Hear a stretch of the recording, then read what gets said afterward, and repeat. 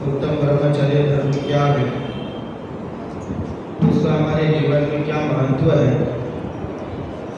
क्योंकि ये कहा गया है, ध्यान धर्म दश पैड़ी चढ़ के शिव महल में पग धरा।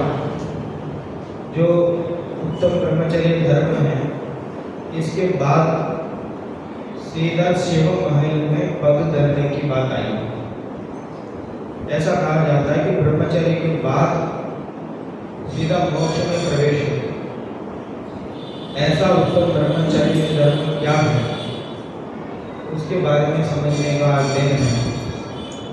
जिसके बाद मोक्ष की प्राप्ति होती है, ऐसे महान धर्म केवल मैं तो सेवा आदि नहीं करने का नाम ही नहीं होता। गहराई से देखने पर उसका क्या अर्थ है, ये समझने की आवश्यकता है।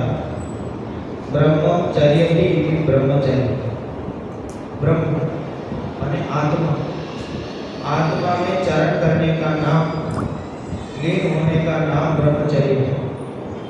आत्मलीनता ही प्राथमिक है। आत्म ब्रह्मचर्य ही ब्रह्मचर्य, ब्रह्म में आत्मा में शरीर करना, लीन होना, उसी का नाम ब्रह्मचर्य। आत्मलीनता पूर्वक जो बाह्य त्याग होता है, उसको सच्चा ब्रह्मचर्य कहा गया है। चलिए देखते हैं। शील वाडनो राग ब्रह्म भाव अंतर लखो, हरि दोनों अभिलाप करम सफल नर भव सदा। क्या कह रहे? त्याग के भी दो भेद किया था हमने, निश्चय और व्यवहार के नाम से। इसके भी दो भेद कर रहे हैं। कह रहे शील बाढ़ नौ राख, शील के लिए 9 बाढ़ बना करके उसकी रखवाली करनी चाहिए, उसकी रक्षा करनी चाहिए। मन वचन काय, मन से कृतकार्य अनुमोदना, वचन से कृतकार्य अनुमोदना और काय से कृतकार्य अनुमोदना। 9 कि न मन से, न वचन से, न काय से, न कृत से, न कार्य से, न अनुमोदना से। न स्वयं करना है, न किसी को करने के लिए प्रेरणा देना है, न किसी करने वाले की अनुमोदना करना। इसको कृतकार्य अनुमोदना कहते हैं। मन वचन काय, न अकेले काय से, मन वचन तीनों से, मन वचन काय तीनों से इसकी रक्षा करनी चाहिए ब्रह्म भाव की। तेरा इतने में काम चल जाएगा? तेरा नहीं। ब्रह्म भाव अंतर लभो, अंदर में ब्रह्म भाव को लगना। ब्रह्म माने आत्मा, आत्म भाव को अंदर में लगना है और बाह्य में 9 बाढ़ों से शील की रक्षा करना। दोनों काम जब होंगे तब वो ब्रह्मचर्य कहलाएगा। आत्मानुभव के बिना केवल बाह्य ब्रह्मचर्य को ब्रह्मचर्य माने पेड़ पौधे आदि हैं, तो ये भी सब ब्रह्मचर्य हो जाएंगे, क्योंकि इन्हें तो इस प्रकार की क्रिया देखने में नहीं आती। जबकि स्पर्शेंद्रिय की तीव्रता है, वो तीव्र कषाय है, तो अंतरंग में तो कषाय विद्यमान है, तो बहिरंग त्याग हो गया तो सच्चा त्याग नहीं है। इसलिए उन्होंने कहा कि ब्रह्म भाव अंतर रखो, कि पहले अपने आत्मा का अनुभव करो। आत्मा के अनुभव के साथ साथ बाह्य में जो शील की रक्षा होती है, उसको ब्रह्मचर्य कहते हैं। करी दोनों अभिलाप कर्म सफल नर भव सदा, कि दोनों को बराबर पालन करते हुए इस नर भव को सफल करें। कि ये जो नर भव मिला है, शील की रक्षा के लिए नहीं, शील की रक्षा के लिए मिला है, पंचेंद्रिय विषयों को भोगने में नहीं मिला है। यह जीव क्या करता है, जैसे इसे जीवन मिलता है, कहीं भी पर्याय मिलती है,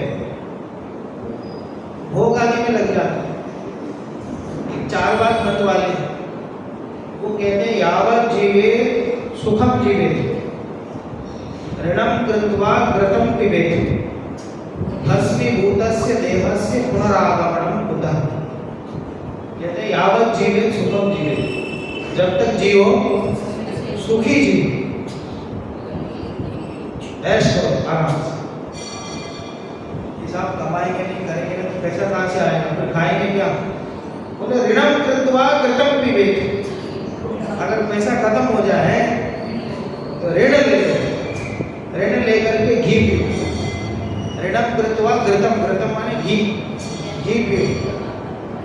इतना तो पैसा कैसे चुकाएंगे? और इतनी जरूरत क्या है? उधार लेकर के खाने की जरूरत क्या है? नहीं खाएंगे क्या फर्क पड़ेगा? कह रहे भस्मीभूतस्य देहस्य पुनरागमनम कुतः, एक बार ये शरीर भस्मित हो गया, नष्ट हो गया, पुनरागमनम कुतः, दोबारा कहाँ से आने वाला है? तो घर पे चढ़ाओ माथे पे, खा पी के मर जाओ, तो फिर उसके बाद कोई पूछने वाला है, ऐसा कहते हैं। तो समझो अधिकतर लोगों की जो प्रवृत्ति है वो चारवाक जैसी ही हो रही है। वो कहते हैं जीवन में ऐसे आनंद से रहो, और क्या रखा है, ऐसा कहते हैं। तो वो आनंद से रहो ऐसा कहते हैं, और आनंद किसको मानते हैं? इंद्रिय विषयों में मानते हैं। इंद्रिय विषयों को भोगों में ऐसा कहते हैं आनंद से रहो, मस्ती से रहो। तो वो आनंद भी इंद्रिय विषयों में आता है, इंद्रियों से आता है। इंद्रियां पराधीन है, इंद्रियां अपने अधीन नहीं। इंद्रियों के माध्यम से आने वाला जो सुख है उसको सच्चा सुख मानते हैं। वो पूरा जीवन उसी के बारे में विचार करते रहते हैं, उसी के भोग में लगे रहते हैं। वास्तविक सुख क्या है इस तरफ ध्यान देते ही नहीं। आत्मा का सुख एक बार चख लें तो संसार की सारी सुख नीरस करने लगे। जब आत्म अनुभव आवे तब और कछु न सुहावे। क्यों नहीं सुहावे? क्योंकि अतीन्द्रिय आनंद है। अतीन्द्रिय आनंद को इस जीव ने आज तक छका ही नहीं। वो भोगों में उलझा हुआ है, काम भोग में उलझा हुआ है। ऐसा समझता है इंद्रियों से सुख हो, जब सुख उपजता है तो उन्हीं की प्राप्ति में लगा रहता है। जबकि इंद्रियों में सुख है नहीं, इंद्रियां तो गुलाम बनाती हैं। इसलिए नरभोग की सफलता तो ये है कि हम अंतरंग में आत्मलीनता करें और बहिरंग में शरीर की रक्षा करें। पांच इंद्रिय के विषयों को जितना हो सके उतना दूर रखें। देखो आखिर ये इंद्रियां बुरी क्यों हैं? इंद्रियों से क्या दिक्कत है? तो इंद्रियां स्व को जानने में काम नहीं आती, इंद्रियां पर को जानने में काम आती। आंख जो है वो दूसरों को ही देख सकती, अपने अंदर का नहीं देखता। नाक से जो है बाहर की बदबू खुशबू को तो सूंघ सकता, अंतरंग में जो क्या है उसकी बदबू, अंतरंग की बदबू भी अगर नाक में आने लग जाए तो आदमी पैदा होते ही मर जाए। अंतरंग में तो इतना कचरा भरा हुआ, अंतरंग की बदबू नहीं आती। तो इंद्रियों का जो मुख है वो पराधीन है, परामुख, वो दूसरों को जानने देखने में ही उलझा रहता है, और दूसरों में सुख है ऐसे उलझा रहता है, जबकि सुख तो आत्मा में। अपना आत्मदृष्टि न होने में इंद्रियों का बहुत बड़ा योगदान है, और लोग इंद्रियों को सहायक मानते हैं। जब तक इंद्रिय विषयों में प्रवृत्ति रहेगी तब तक ये जीव कल्याण नहीं कर सकता। जब सिद्ध भगवान पूर्ण सुखी हैं, उनके पास कितनी इंद्रियां हैं? एक भी इंद्रिय नहीं है जब वो पूर्ण सुखी हो सकते हैं। इससे समझ में आ जाता है कि इंद्रियां ये कैसी हैं और कहाँ हमें उलझा कर रखती हैं। देखो उत्तम ब्रह्मचर्य मन आनो, माता बहन सुता पहचानो, सहे मान वर्षा बहु सूरे, टिके न नैन मान लखी कोरे। उत्तम ब्रह्मचर्य मन आनो, कि भैया ऐसा जो अंदर बाहर उत्तम ब्रह्मचर्य है उसके मन में लाओ। माता बहन सुता पहचानो, जो हमसे उम्र में बड़ी हैं उन्हें माता के समान जानो, और जो समान है उन्हें बहन के बराबर जानो, और जो हमसे छोटे हैं उन्हें पुत्री के समान जानो। ऐसा कह रहे पहचानो। सहे बाण वर्षा बहु सूरे, जो योद्धा है बड़े बड़े योद्धा हैं, वो युद्ध में जाकर के ये जो धनुष बाण है, वो बाण को तो अपने सीने में ले लेते हैं, उससे नहीं डरते हैं, लेकिन टिके न नैन बाण लगी पूरे। लेकिन स्त्री के आंखों से जो नैन है, नैन आंख है, उसमें जो बाण है उसे सहन नहीं कर पाते बड़े बड़े योद्धा। अनिर्वाणो द्रेग त्रिभुवन जयी काम सुवटा कुमारा वस्ताया मपि निज बलादेन विजिता। क्या कहा भगवान महावीर का स्तोत्र लिखा महावीर अनिर्वाण और द्रेग, जिसका निवारण नहीं किया जा सकता, जिसका उद्रेक जब आता है, जिसका निवारण नहीं किया जा सकता। अनिर्वाण उद्रेक त्रिभुवन जयी, कि जिसने 3 लोगों को जीत लिया है। कौन है ऐसा? काम सुवट, काम रूपी जो योद्धा है, वो काम रूपी योद्धा ने 3 लोगों को जीत लिया, और जिसके उद्वेग को रोकना बहुत मुश्किल है, ऐसे काम को भी भगवान महावीर कुमारावस्था, कुमार अवस्था में, बाल्य अवस्था में भी आपने जीत लिया। पर महाराज जीते कैसे, आप ये तो बताओ, जीतने का आधार क्या है तो बताओ। निज बलात्, अपने बल से, अपने आत्मा के बल से, अपने आत्मा के बल से, अपने आत्मा पर दृष्टि दो, तो और किसी की आवश्यकता क्या है। इंद्रिय विषयों में ये जीव प्रवर्तन क्यों करता है कि उसे लगता है उसमें सुख मिलता है, ऐसा भ्रम हो गया, सुख मिलता है। और जब आत्मा का अनुभव करेगा तो उसमें अतीन्द्रिय सुख है, अतीन्द्रिय सुख का वो स्वाद मिल जाए तो फिर वो अपने आप छोड़ देगा। बात समझ पाएगा। वो रोज नीम खाने वाले व्यक्ति को कभी मिठाई नहीं खाई हो, जीवन भर से नीम नहीं खाया हो, थोड़ा शक्कर की 1 बूंद भी दे दें उसको, एक कण भी दे दें, शक्कर का 1 कण उसको दे दें और थोड़ा सा उसको चख ले, फिर वो ढूंढेगा भैया वो शक्कर कहाँ है। बात समझ पाए। ऐसे ये भोग आदि है, ये नीम के समान है, फिर अनादिकाल से भोगते हुए आए हैं, सुखी होने के कल्पना से भोगते हुए जा रहे हैं, सुख नहीं है।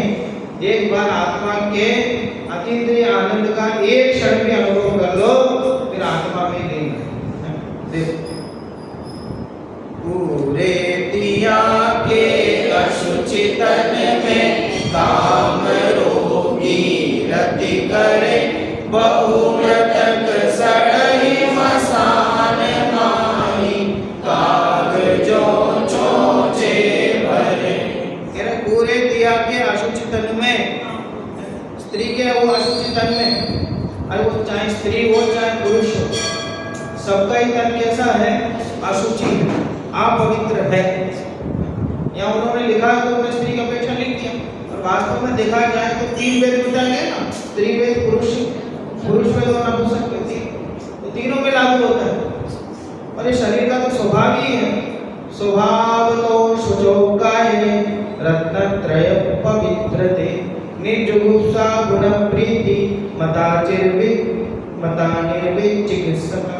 क्या कह रहे हैं? ये शरीर का जो स्वभाव है वो स्वभाव से ही अपवित्र है। ऐसे अपवित्र शरीर में रमन करने की इच्छा करता है। ऐसा लगता है कि जिस प्रकार शमशान घाट में कोई कौवा हो तो मृत शरीर को चोंच मार रहा हो, मरे हुए शरीर को चोंच मार रहा, ऐसे ये जीव भी ये मृत शरीर के पीछे, ये अशुचि शरीर के पीछे सुख है ऐसा समझ करके इसका भोग करने में लगा हुआ है। बोले काम रोगी है।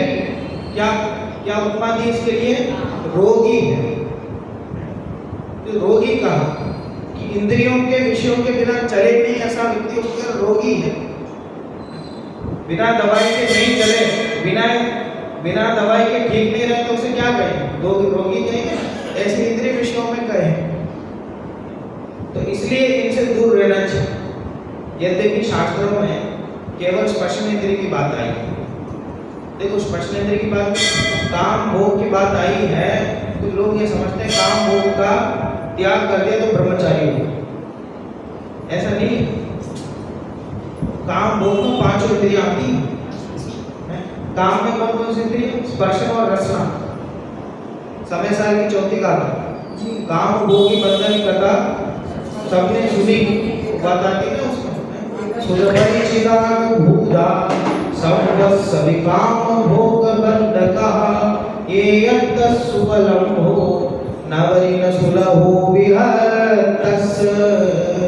सबकी सुनी अनुभूत परिचित भोग बंधन की कथा पर से पृथक की उपलब्धि केवल सुलभ। काम भोग शब्द है। काम भोग का मतलब क्या? जैसे आचार्य, काम माने स्पर्श और रस और भोग माने घ्राण चक्षु और कर्म, माने पांचों इंद्रिय हैं।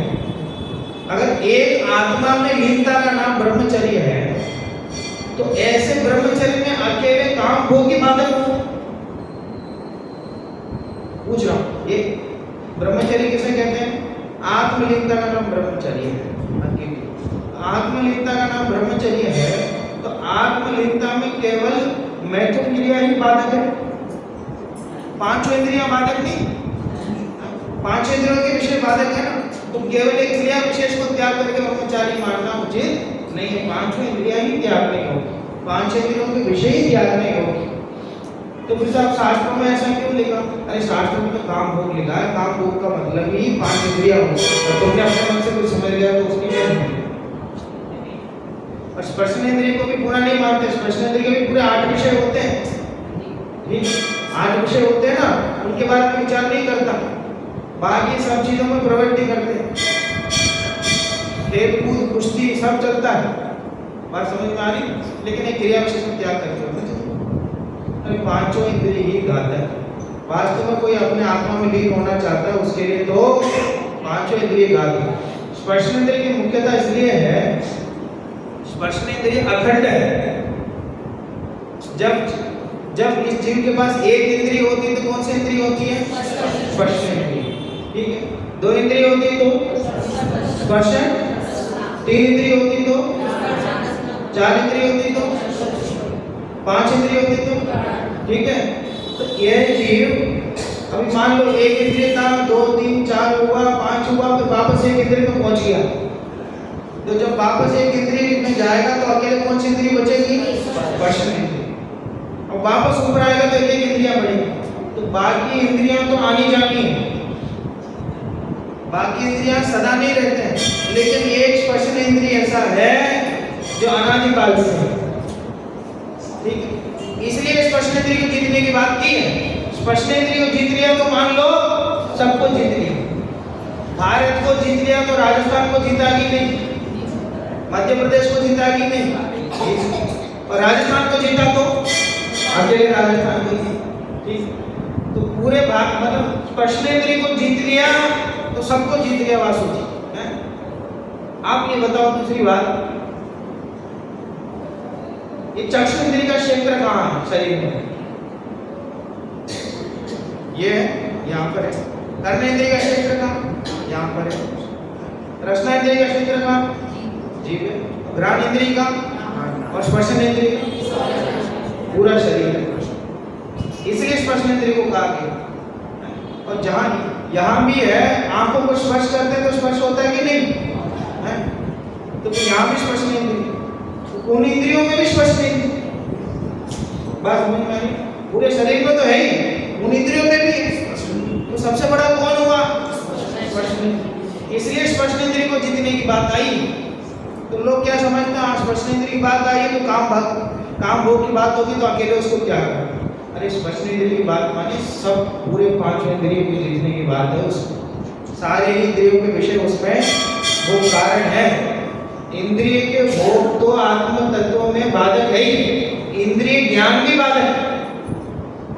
इंद्रिय ज्ञान भी कुछ काम आने वाला नहीं। बोलो, आंखों से शास्त्र पढ़ते हैं, बोलो, वो उससे आत्मा को हो सकता है? आत्मा को होगा तो ये जब पढ़ नहीं सकते, जब पढ़ेंगे तब आत्मा को नहीं हो सकता।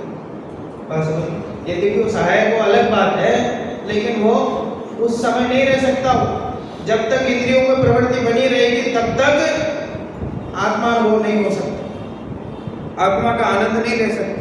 देखो आगे, संसार में विष बैल नारी तज गए जोगीश्वरा, ज्ञानत धर्म दश पैड़ी चढ़ के शिव महल में पग धरा।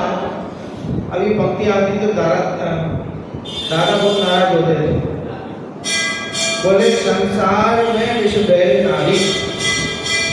मतलब लोग इसका जितना गलत अर्थ करते हैं, शायद किसी और पंक्ति का इतना गलत अर्थ नहीं करते।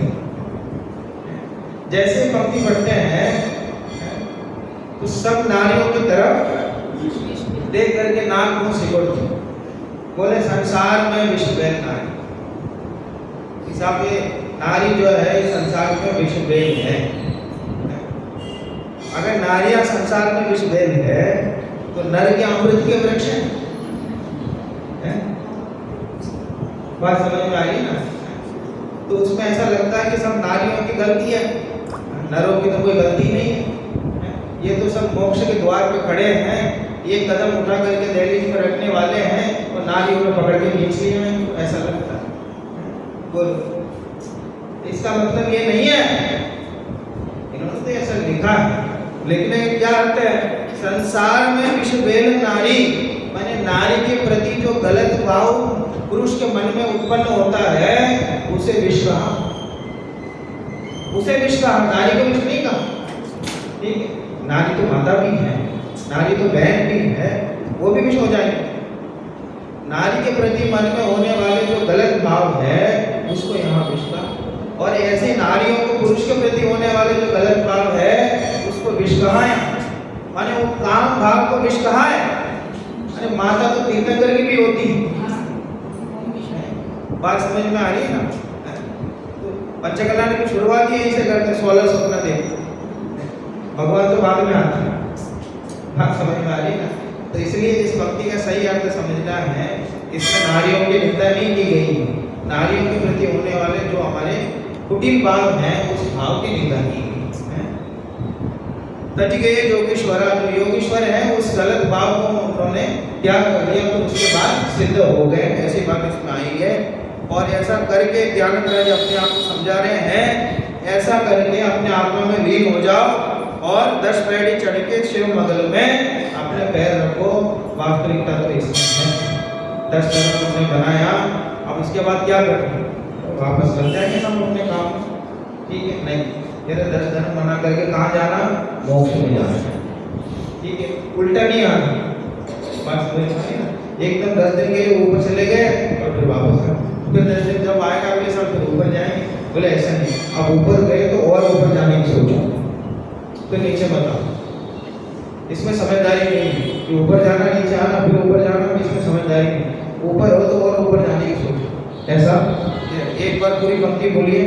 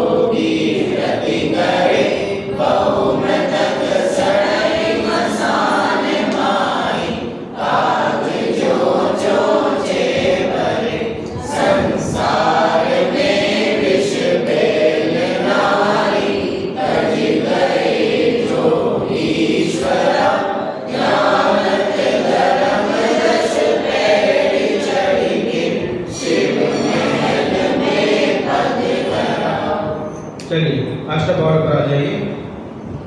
कल हमने 43 नंबर गाथा की चर्चा की, जिसमें आचार्य देव ने कहा था परिवार मुक्ति मुक्ति ना, मुक्ति बढ़ो जो भाव से केवल परिवार आदि का त्याग कर दें, बाह्य त्याग कर दें, उतने त्याग को भावलीन नहीं कहेंगे।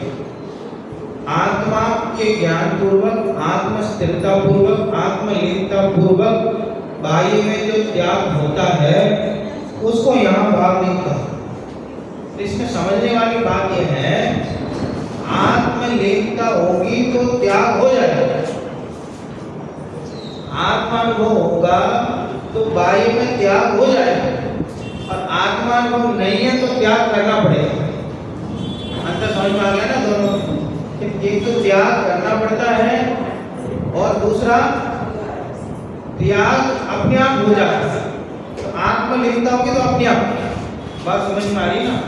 तो वो उसके बाद ये कह रहे हैं, और कुछ मुनिराजों का उदाहरण दे रहे हैं कि भैया जिन्हें आत्मलीनता नहीं थी, भावलिंग नहीं था, उसकी वजह से बाह्य द्रव्यलिंग बस था लेकिन भाव लिंग नहीं था, तो दुर्गति का कारण हुआ। उसके कुछ उदाहरण दे रहे हैं। पेज नंबर 156 गाथा क्रमांक 45 प्रांजल शास्त्री 45 गाथा क्रमांक भाव भाव में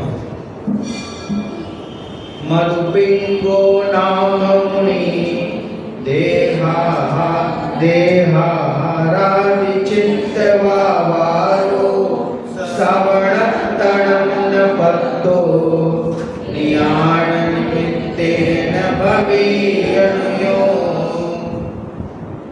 तज भोजनादि प्रवर्तिया मुनिपिंगलारे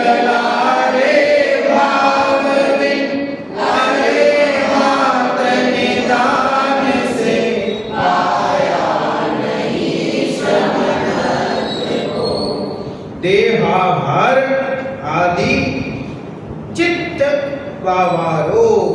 क्या कह रहे हैं? त्यक्त, त्यक्त चित्त है ना, चित्त माने क्या? त्यक्त, त्यक्त माने त्याग दिया। किसको त्याग दिया?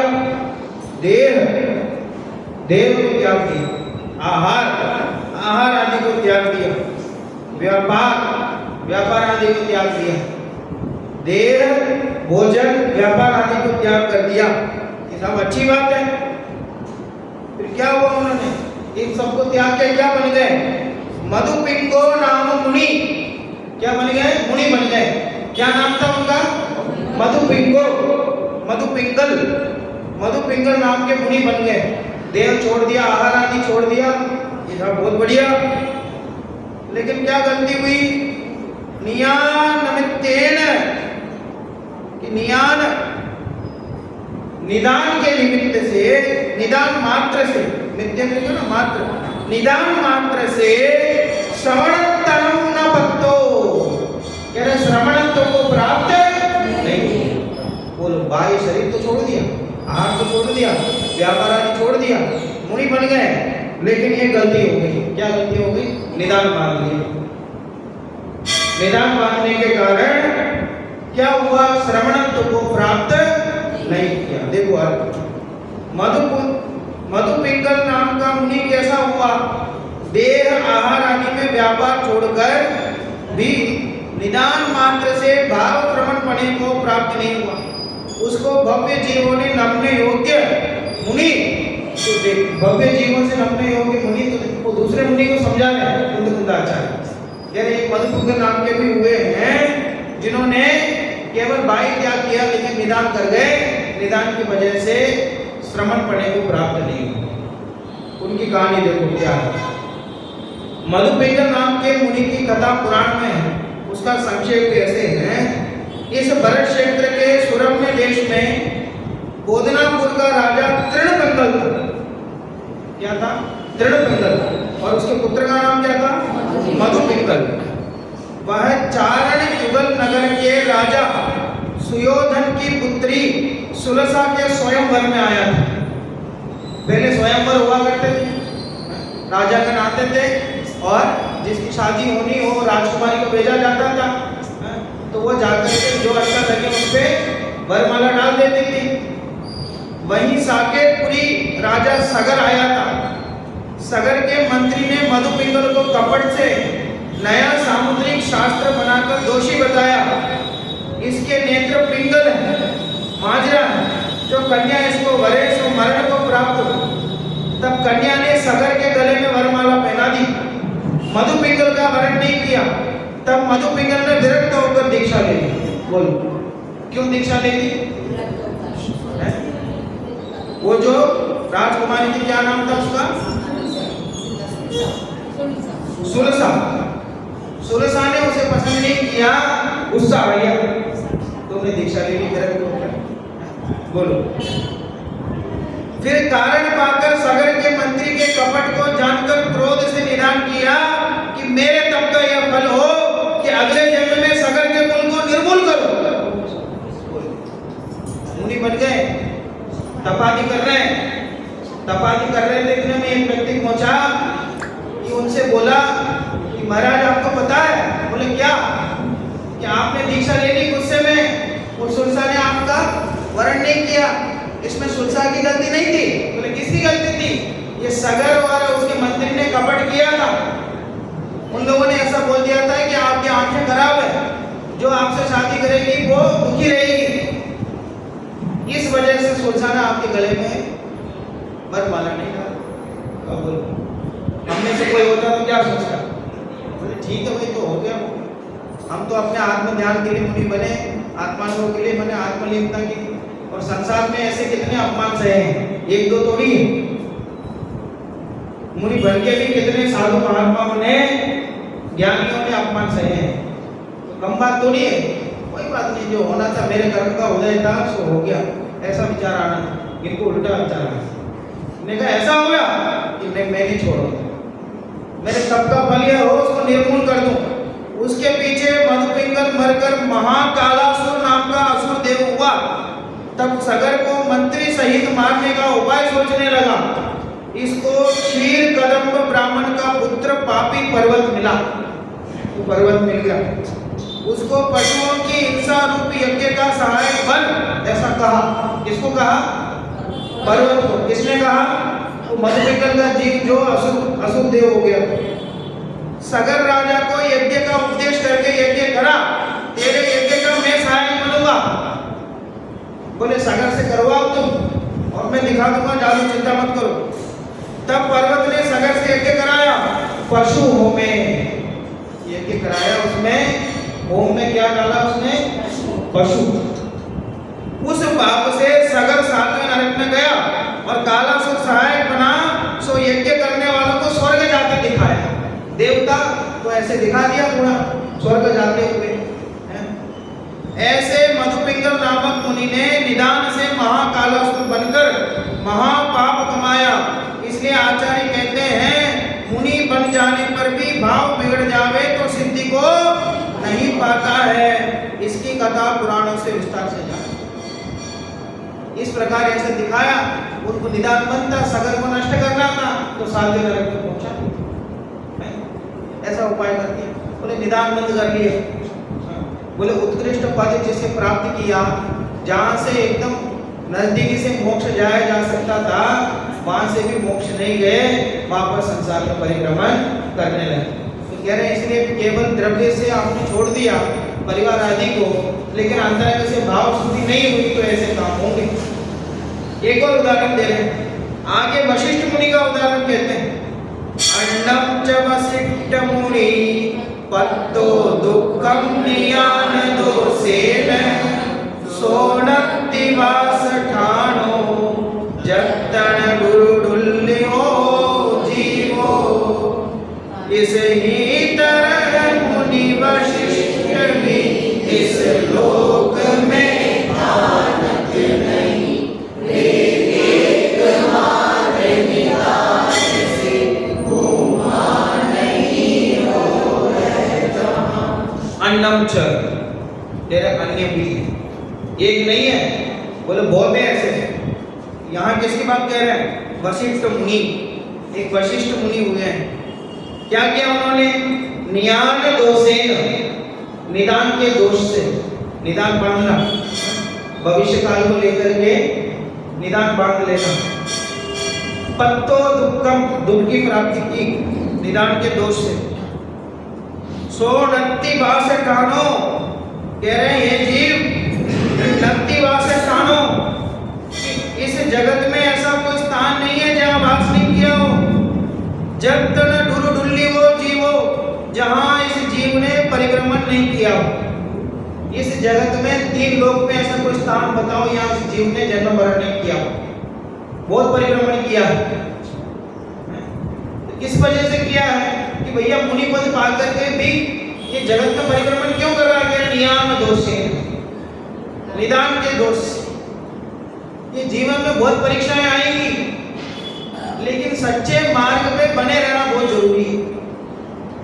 तो रेवती रानी अपने घर पे काम कर रही थी, इतने में बाहर देखा कि लोग भाग रहे हैं, जगह नहीं है, बहुत भागा दौड़ी हो रही है बाहर, बहुत तेज तेज आवाज आ रही है। बाहर जाके पूछा भी क्या हुआ? ये 25वें तीर्थंकर का समूह शरण लगा। बोले क्या बकते हो?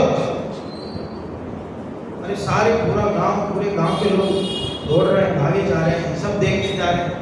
तो देव ने माया की रचना कर दी। तो लोगों को अगर हम होते तो क्या विचार आता मन में? अरे यार एक बार देख के तो आते हैं। सारे लोग भागे तो नहीं है, जो जितने भाग रहे हैं हम अकेले बच्चे हैं, सारे लोग भाग रहे हैं, एक बार देख के तो आए। लेकिन रेवती रानी दृढ़ श्रद्धानी थी, सम्यक दृष्टि। बोले जैन धर्म में तो 24 तीर्थंकर होते हैं, 25वां साल है, तो कोई देव है, मुझे जाने की जरूरत नहीं। बोले रानी एक बार चलो तो सही, देख के तो आते। बोले नहीं, मुझे नहीं देख। बात समझ में आए?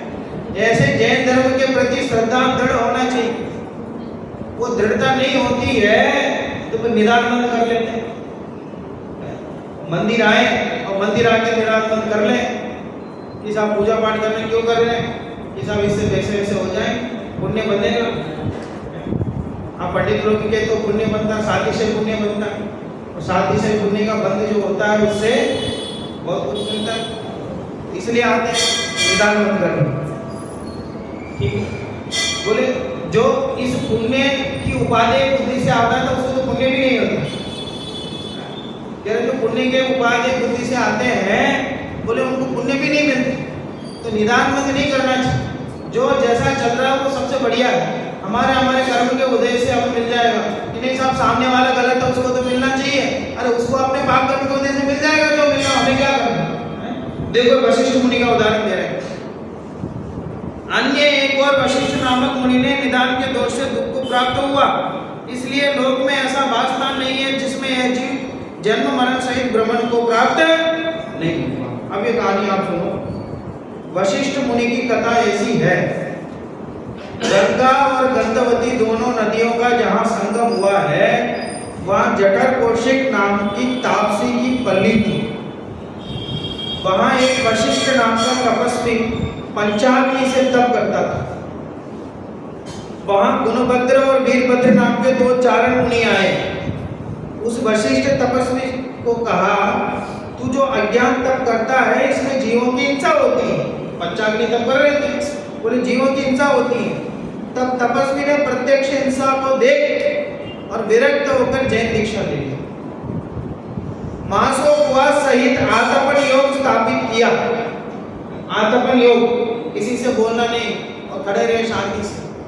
कब तक किया? मासोपवास 1 महीने तक किया। पूनम जी कब तक किया? 1 महीने तक किया। आतपन योग स्थापित किया। उस तप के महात्म्य से 7 मंत्र देवों ने आकर कहा, हमको आज्ञा दो, सोई करें।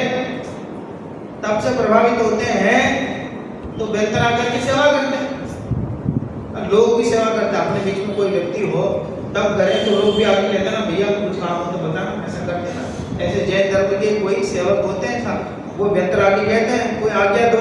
तब वशिष्ठ मुनि ने कहा, अभी तो मेरे कुछ प्रयोजन नहीं है। इतना कह देते तो काम चल जाता। एक वाक्य आगे और कह दिया, जन्मांतर में तुम्हें याद करूंगा।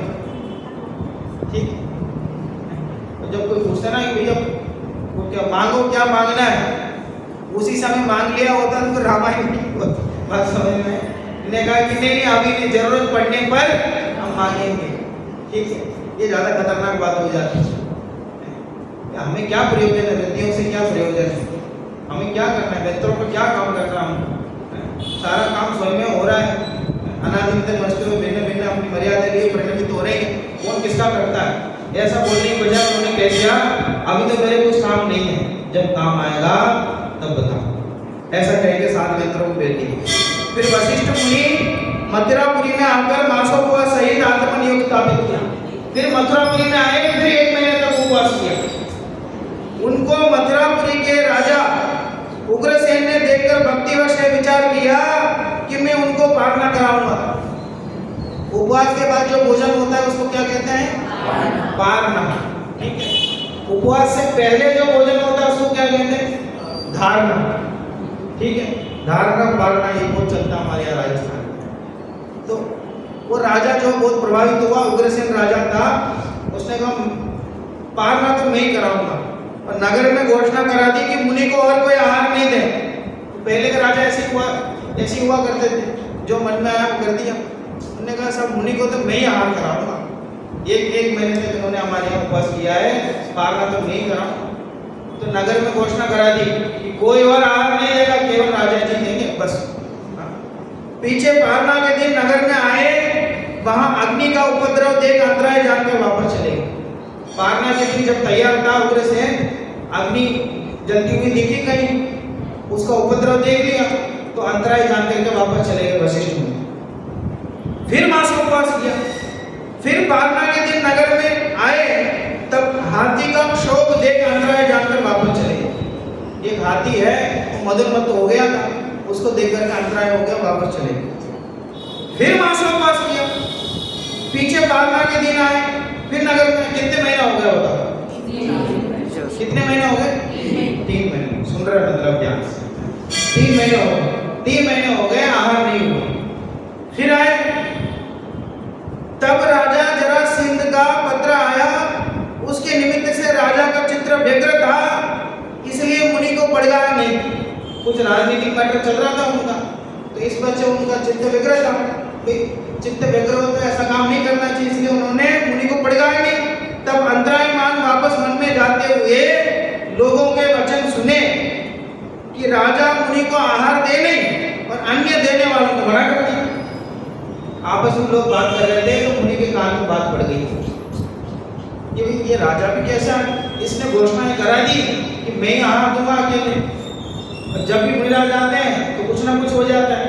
इस बार तो सब सही था, फिर भी इसने आहार नहीं किया, ना खुद आहार देता ना हमको देने देता, और 3 महीने के भूखे थे। ये बात और कान में पड़ गई। फिर क्या हुआ? ऐसे लोगों के वचन सुन राजा पर क्रोध कर निदान किया कि इस राजा का पुत्र होकर राजा का निग्रह कर मैं राज करूं, इस तप का मेरे यह फल हो, ऐसा निदान से मरा।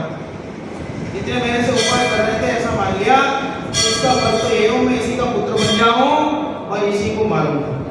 ठीक। राजा उग्रसेन की रानी पद्मावती के गर्भ में आए, मास पूरे होने पर जन्म लिया। तब इसकी क्रूर दृष्टि देखकर, जब जन्म लिया उनका तो क्या उद्देश्य था जन्म लेने का? तो राजा को मानना है। जन्म लिया तो सारे बच्चे रोते हैं या उनको खिलाओ तो हंसते हैं, ये जन्म लेते अपने पिता को ऐसे बुरे। डर गए माता पिता क्योंकि ऐसा बच्चा कहाँ से आ गया? क्रूर दृष्टि देखी, क्योंकि उसको मारने का भाव था ना, तो वो डर गए। उन्होंने क्या, कांसी के बंदूक में रखा और वृतांत लेख सहित लिख करके यमुना नदी में बहा दिया। कौशाम्बीपुर में मंदोदरी नाम की कलाली ने उसको लेकर पुत्र बुद्धि से पालन किया, कंस नाम रखा। कांसे के बक्से में आया था ना, इसलिए क्या नाम रख दिया? कंस रख। जब वह बड़ा हुआ तो बालकों के साथ खेलते समय सबको दुख देने लगा। तब मंदोदरी ने उलाहनों के दुख से इसको निकाल दिया। वो क्रूर तो था ही, बचपन से सबको परेशान करता, तो निकाल दिया घर से। फिर यह कंस शौर्यपुर गया, वहां वसुदेव राजा के पयादे सेवक बनकर रहा। पीछे जरासिंह प्रतिनारायण का पत्र आया कि जो बोधनापुर के राजा सिंहरथ को बांध लावे उसको आधे राज्य सहित पुत्री विवाहित कर दूं। तब वसुदेव वहां कंस सहित जाकर युद्ध करके उस सिंहरथ को बांध लाया, जरासिंध को सौंप दिया। फिर जरासिंध ने जीवयशा पुत्री सहित आधा राज्य दे दिया। तब वसुदेव ने कहा कि सिंहरथ को कंस बांध कर लाया है, इसको दो। फिर जरासिंध ने इसका कुल जानने के लिए मंदोदरी को बुलाकर कुल का निश्चय करके इसको जीवयशा पुत्री ब्याह दी। तब कंस ने मथुरा का राज लेकर पिता उग्रसेन राजा और पद्मावती माता को बंदी खाने में डाल दिया। अपने माता पिता को बंदी खाने में डाल दिया। पीछे कृष्ण नारायण से मृत्यु को प्राप्त हुआ। इसकी कथा विस्तार पूर्वक उत्तर पुराण से जानिए। इस प्रकार वशिष्ठ मुनि ने निदान से सिद्धि को नहीं पाई, इसलिए भावलिंग से सिद्धि तो तपादी। ऐसे किसी तीर्थंकर की भी बात आती है कि पूर्व जन्म में वो दो जीव थे जो आपस में मारते थे, आपस में एक दूसरे को, वो पेड़ उखाड़ करके लड़ाई करते थे एक दूसरे से। फिर बाद में मुनि बने तो कमजोर हो गए थे, तो गिर गए थे, तो ऊपर से वो हंस गया था उसका शत्रु, तो उन्होंने उसको देख करके ऐसा निदान बांध लिया, अगले भाव में तो मैं इसे छोड़ूंगा नहीं। ठीक, तो ऐसे मरण हुआ। तो कह रहे वो निदान बंद नहीं करने की बात है, तेरे भाव से ही मुनि बनो। तो दो कहानियां सुना दी कुंद आचार्य ने। तो शिष्य पूछता सब कहना क्या चाहते हो आप भी बताओ, कैसे मुनि बने। तो उसके लिए आ जाओ 48 नंबर की गाथा। 47 अभी छोड़ते हैं, समय कम है। आप आगे कहते हैं कि द्रव्य मात्र से लिंगी नहीं होता, भाव से होता है। भावेन होई लिंगी नमु लिंगी होई नवमेतेन तम्मा गुणिज भावं किंकेरै नवलिंगेन। भाव से लिंगी हो द्रव्य लिंग से लिंगी नहीं, लिंग भाव से धारण करो, द्रव्य लिंग से क्या कार्य हो। क्या कह रहे हैं? भावेन होई लिंगी। हमारा प्रयास तो क्या होना चाहिए? भावेन होई लिंगी, भाव से भावलिंग को प्राप्त करो, भावलिंग को प्राप्त करो। दव्वमितेन नहुलिंगी होई, कह रहे द्रव्य मात्रेन, द्रव्य मात्र से लिंगी मत हो। ठीक है, उससे क्या बन जाएगा? तम्मा गुणिच भावम। इसलिए क्या करना कि भाव को करो। किम की रही दिव्यलिंगेन, दिव्यलिंग से क्या मिल जाए? अनादिकाल से द्रव्यलिंग धारण किया है और कभी निदान कर लिया, कभी कुछ कर लिया, लेकिन उसका फल कुछ मिला नहीं है, इसलिए भावलिंग धारण करो, ऐसा कह रहे हैं। देखो लिंगी होता है सो भावलिंगी ही से होता है। ठीक है, लिंगी माने क्या? मोक्ष मार्ग का चिन्ह। मोक्ष मार्ग का चिन्ह किससे होता है? भावलिंगी से होता है। और भावलिंग नहीं हो मोक्ष मार्ग नहीं हो। इसलिए मोक्ष मार्ग नाम कब पाता है? जब भावलिंग हो। द्रव्यलिंग से लिंगी नहीं होता, यह प्रकट है, कह रहे प्रकट है। इसलिए भावलिंग ही धारण करना द्रव्यलिंग से क्या सिद्ध होता है? इससे क्या सिद्ध होता है? अनादिकाल से किया। आचार्य कहते हैं कि इससे अधिक क्या कहा जावे? भावलिंग के बिना लिंगी नाम नहीं होता, क्योंकि प्रकट है कि भाव शुद्ध ना देखें तब लोग ही कहेंगे कि काय का मणि। बस समझना, लोग ही कहेंगे कि भाव शुद्ध नहीं हो। और कोई अध्यापक हो, कोई अध्यापक हो और स्कूल तो आवे, बच्चों को तो पढ़ावे, लेकिन जो विषय है, विषय के बारे में कुछ नहीं बोले, विषय के बारे में जानकारी नहीं, विषय के बारे में कुछ पूछे तो जवाब ही नहीं दे, उसको पता ही नहीं हो, तो लोग क्या बोलेंगे? काय का अध्यापक। अध्यापक को विषय की जानकारी हो, पढ़ाने की भावना हो, तो वो अध्यापक कहलाए। तो पढ़ावे नहीं, आकर के टाइम पास करें, अपनी बातें को सुना दे, बात समझ में आ रही ना, तो वो विशेषज्ञ नहीं हो, उस बात का भाव नहीं हो, तो कह रहे वो काय का मुनि। ऐसा कहेंगे ना, काय का अध्यापक। तो वही बात यहाँ कह रहे हैं, केवल द्रव्यलिंग से होवे तो काय का मुनि कपटी है, द्रव्यलिंग से कुछ सिद्धि नहीं है, इसलिए भावलिंग ही धारण करने योग्य है। गजब की बात है। और खुद आचार्य बुद्ध मुनिराज है, वही ये बात लिख रहे हैं। कठोर बात क्यों लिखी जाती है कि लोग सही मार्ग पे चले, सही मार्ग पे चले। किसी को डांटते तो क्यों डांटते, गुस्सा आता डांटते हैं ना, तो लिखिए भैया सही मार्ग पे चले। इसलिए ये बात यहाँ कह रहे हैं, इसमें द्रव्यलिंग की बुराई नहीं है और भावलिंग की प्रशंसा नहीं है, क्या करने योग्य है ये बात है। बात समझ में आ रही ना? इसे ऐसा नहीं समझना कि वो जब दादा एक जगह प्रवचन करने गए थे, जब एकदम युवा अवस्था में, एकदम तेज तर्रार उनका स्वभाव था, तो प्रवचन करने के शरारत में प्रवचन कर रहे थे। धन समाज गज बाज राज तो काज न आवे, ज्ञान आपको रूप भये फिर अचल रहा में। राजस्थान में भीलवाड़ा था, कोई राजस्थानी व्यक्ति बैठे थे सामने, मूछें एकदम बड़ी, पगड़ी वगड़ी बांधकर सामने बैठे, और दादा 18-20 साल के थे। तो उन्होंने कहा जैसे ही धन समाज गज बाज राज तो काज न आवे, ज्ञान आपको रूप भये फिर अचल रहा। तुरंत वो दादाजी जो सामने बैठे थे, और ये 18-20 साल के और वो 70-75 साल के, उन्होंने कहा बंद करो। क्या हुआ साहब? बंद करो। ये क्यों बंद करना है? बंद करो तुम, क्या वो पंडितों की प्रशंसा और सेठों की बुराई बंद करो। पंडितों की प्रशंसा और सेठों की बुराई कहाँ हुई है? अभी बोला ना तुमने, धन समाज गज बाज राज तो काज न आवे, ज्ञान आपको रूप भये फिर अचल रहा। तो उनको ऐसा लगा कि धन समाज और परिग्रह आदि को काम का नहीं बताना, ये किसकी बुराई हुई? ये सेठों की बुराई। ज्ञान आपको रूप भये फिर अचल रहा, ये ज्ञान की तारीफ किसकी तारीफ हुई? पंडितों की तारीफ। बोले तुम पंडित लोग अपनी अपनी तारीफ करते हो, सेठों की बुराई करते हो, बंद करो इसको। दादा ने कहा कि भैया इसमें कहाँ पंडित की प्रशंसा है और कहाँ सेठ की बुराई है? इसमें तो धन आदि की बुराई है और ज्ञान की प्रशंसा है। क्या कोई सेठ पंडित नहीं हो सकता? क्या कोई विद्वान धनवान नहीं हो सकता?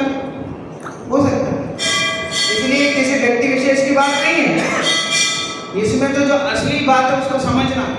वैसे इसमें जो बात आई है ये भी कोई व्यक्ति विशेष की बात नहीं है और दूसरों के लिए नहीं है, ये बड़ी समस्या है। 7वें अधिकार में बहुत प्रकार की मिथ्या दृष्टि का वर्णन किया टोडरमल जी ने। फिर अंत में ऐसा लिखा कि इसमें जो दोष हमने दिखाए हैं ये तुझ में पाए जाते हैं कि नहीं, देखो दूसरों के दोष देख के वृताई खेद खिन्न नहीं होना। क्या लिखा आनंद जी?